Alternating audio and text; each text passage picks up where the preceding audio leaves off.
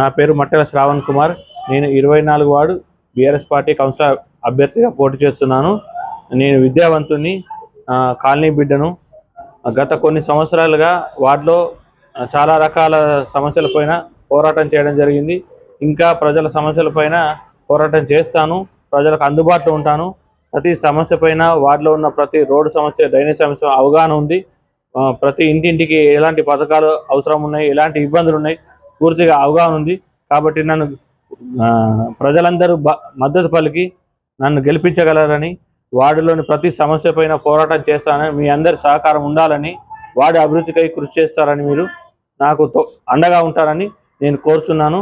ఈ నెల 11వ తారీఖున పోలింగ్ ఉంది. కావున ప్రతి ఒక్కరూ ఓటు వేసి కారుకు ఓటు వేసి నన్ను గెలిపించగలరని, భారీ మెజార్టీతో గెలిపించగలరని కోరుతున్నాను. అభివృద్ధికి బాటలు వేస్తారని కోరుచున్నాను.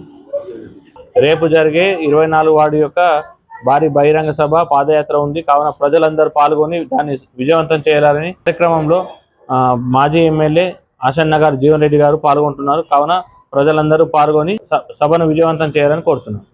నేను విద్యావంతుని, కాలనీ బిడ్డను. ఎప్పుడు 24 గంటలు కాలనీలో అందుబాటులో ఉంటా. కాబట్టి ఒక్కసారి అవకాశం ఇచ్చి నన్ను ఆశీర్వదించగలని ప్రజలందరినీ కోరుచున్నాను.